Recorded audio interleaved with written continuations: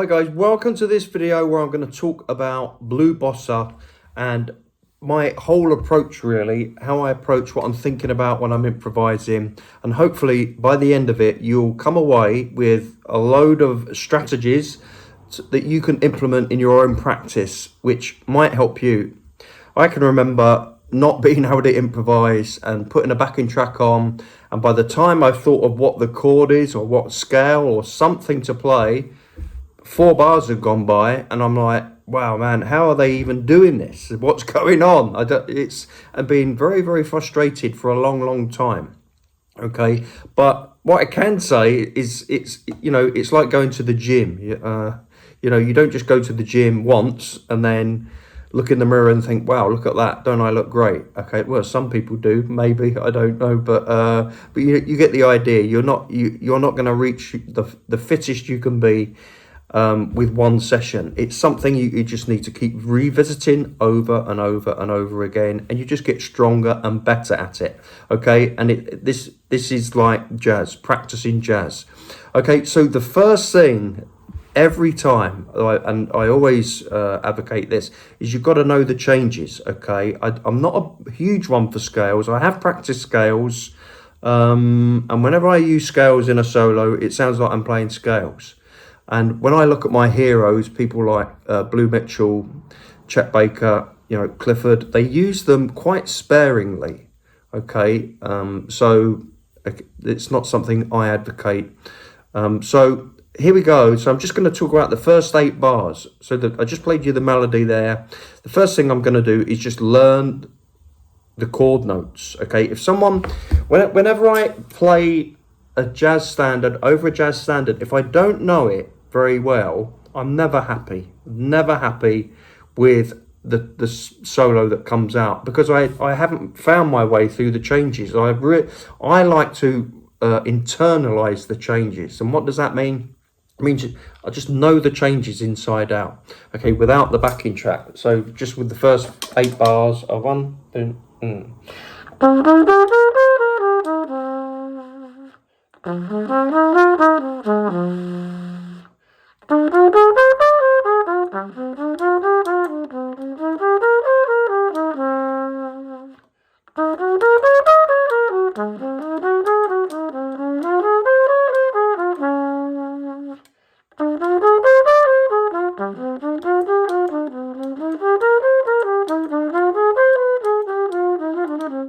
okay, so one of the first lessons I ever had, I can remember asking the teacher, who's your favourite player? And he said Clifford Brown.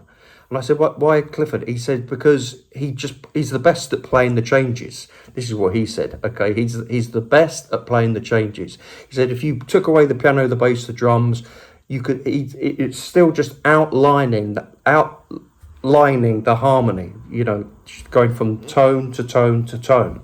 So if I just now play the same thing, you'll hear I'm just absolutely nailing the changes. Now, here's the thing to remember for the people that don't play the changes and they're just thinking, oh, I'm just in that key, I'm just going to play in that key.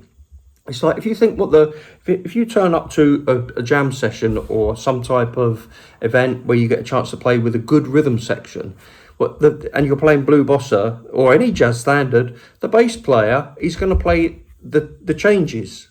The piano player is going to play the changes. And the guitar player is going to play the changes. And if there's someone there great who sounds like they really know what they're doing, you can bet they know the changes. Or even if they don't, they're playing the changes. I've known some great players that don't know what they're doing just because of that natural ability. Sadly for me, I don't have that natural ability. So I've had to learn it this way. I can remember Dizzy saying, when he was interviewed, what do you think about when you're playing a solo? And he says, I always have the harmonic progression or the blueprint in my mind, and then he said, I'm a rhythm man, I would apply rhythm. So that's something that stuck with me, and I think, right, I want to learn the changes for as many of the tunes that if I'm ever going to do a jazz set, I want to know all of those changes.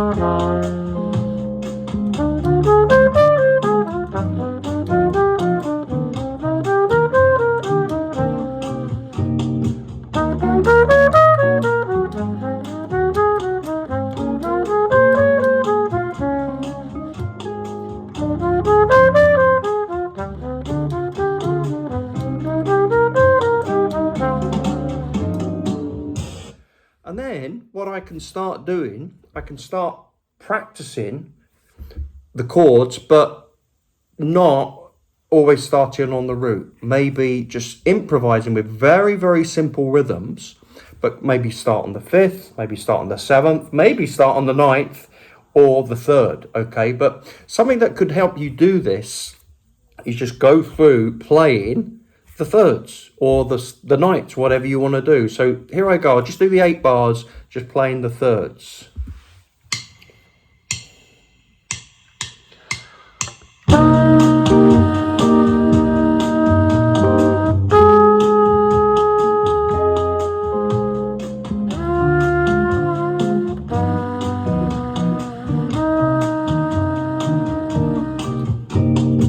And then if I start connecting the 3rds by ascending or descending with forward motion, so let ba da da da, picking up to the note.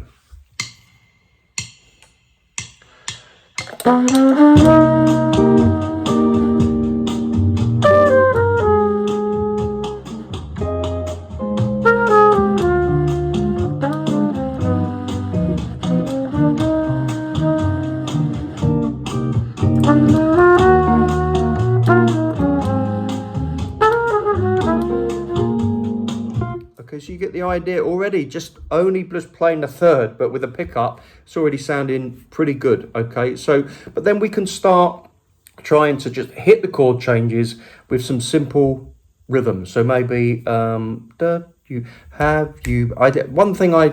just singing myself, have you met Miss Jones there? Have you met Miss Jones? So something that I've done is take the jazz standard rhythms and then just apply it to a solo. So I might, have you met Miss Jones? So I might just do something like that and then hit chord notes.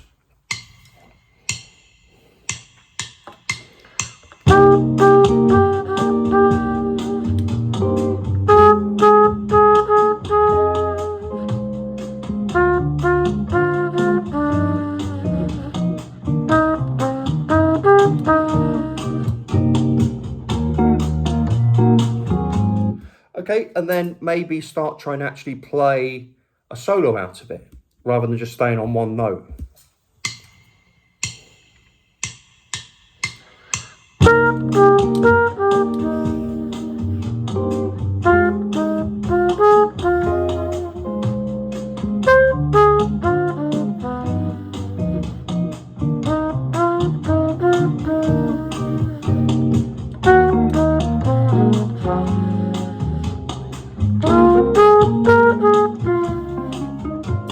So you get the idea. It's just using very simple rhythms and just the chord notes. So if I just start now, so a way to practice that is obviously just using chord notes like that, but also just play solos of your favorite players. You know, if you want to sound like Louis Armstrong, if you play those Hot 5 solos,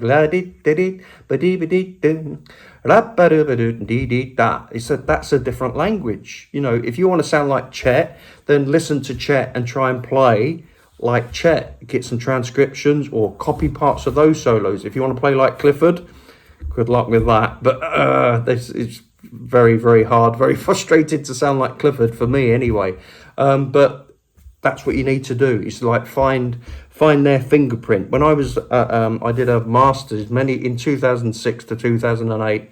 I did a master's at Salford University, and a great guy there, Robin Dewhurst. He sort of gave me the idea of doing a lecture recital on Louis Armstrong, and said about what is his musical thumbprint. How do we know after listening to one bar that it's Louis? That it's Louis, Louis or Lewis, however you want to say it.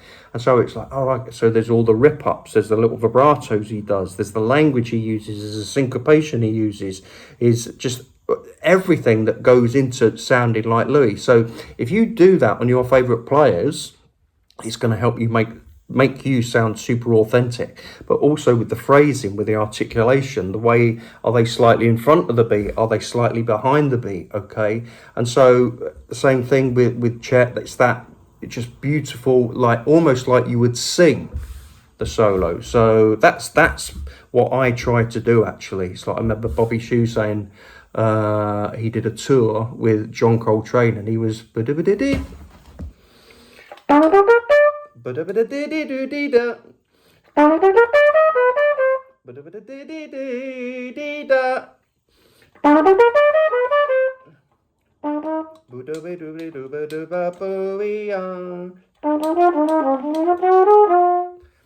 not the best singer, obviously, but that's what I'm trying to do, where you can play what you hear instantly, okay? And you're only really going to hear what you've practiced and internalized, okay? So the way we practice, very, very important. Get away from that noodling, okay? Just steer clear of that noodling, because you know if you're noodling. I know if I'm noodling. I've got a very sticky valve today, and I don't know why. So something we could do, it's just rhythms.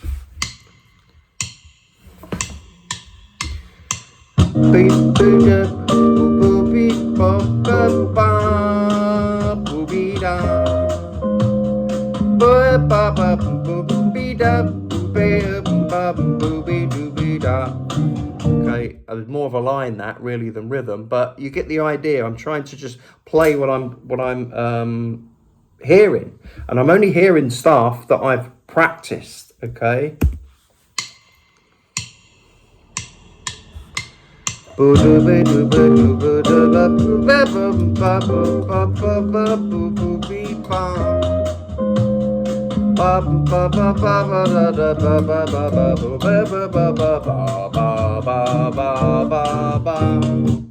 Okay, I don't know if I can remember that.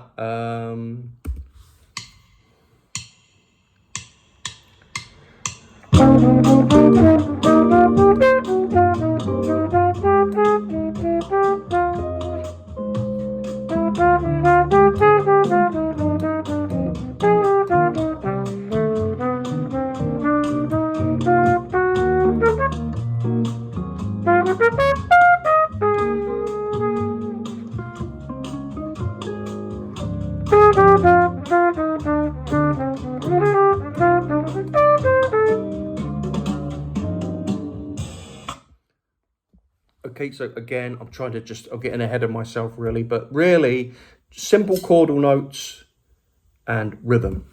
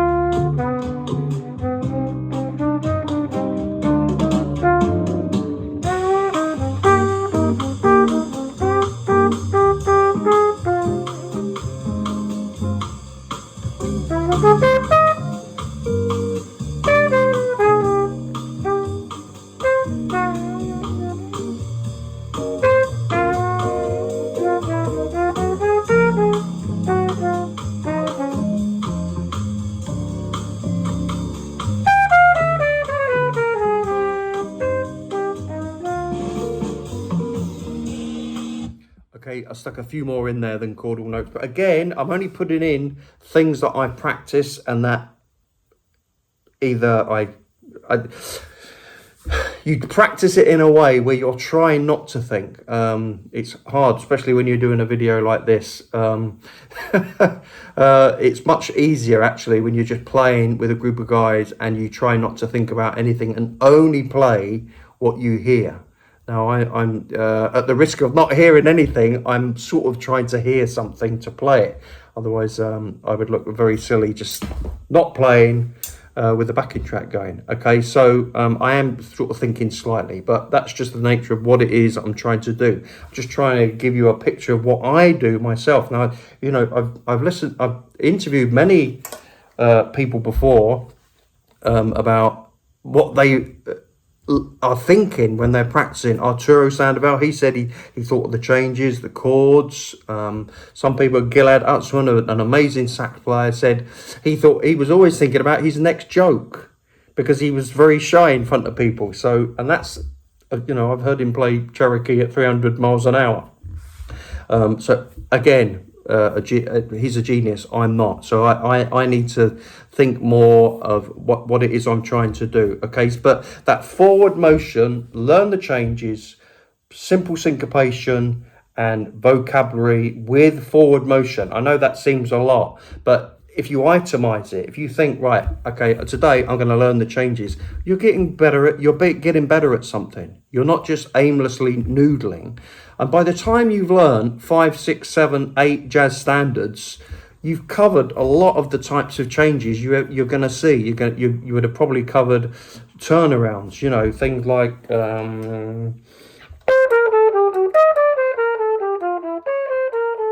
you would have covered 2-5-1s in major keys, 2-5-1s in minor keys.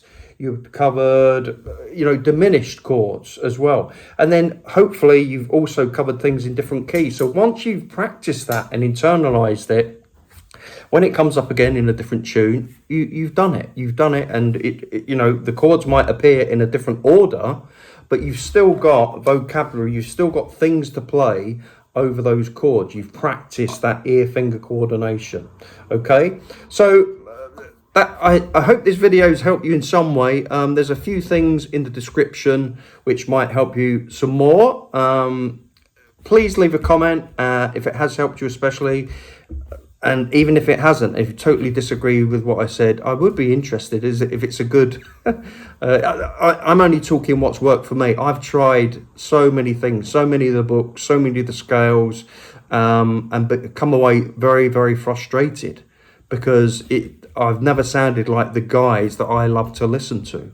Okay, so, you know, people like Blue Mitchell, Chet Baker, I love that playing. So by taking, like Clark Terry says, imitate, assimilate, innovate, by copying those guys and working out how can, it's great, you know, like learning.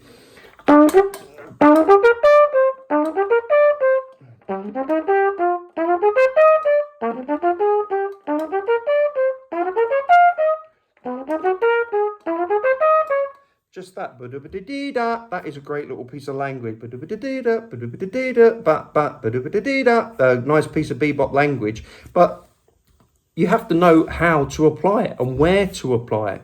And if I didn't know the changes and hadn't internalized the changes, I would struggle with that.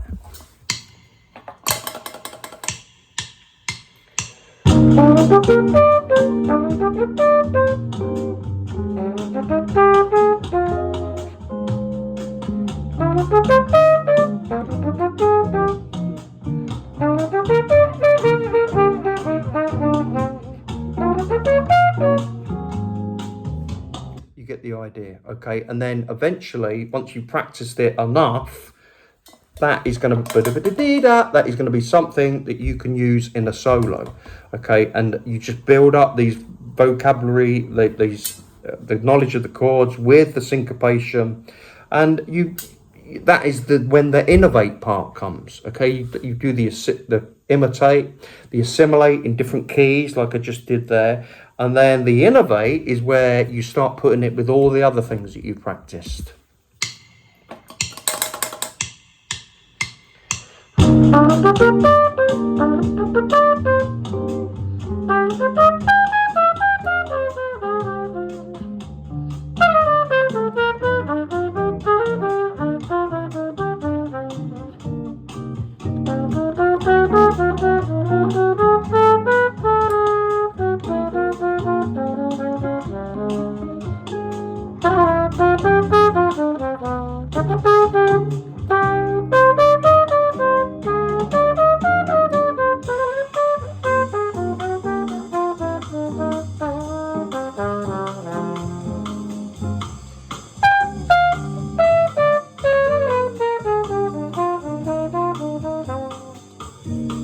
You get the right idea there, guys. Again, I'm thinking too much because I'm doing the video, but there it is. Okay, hope you've enjoyed the video.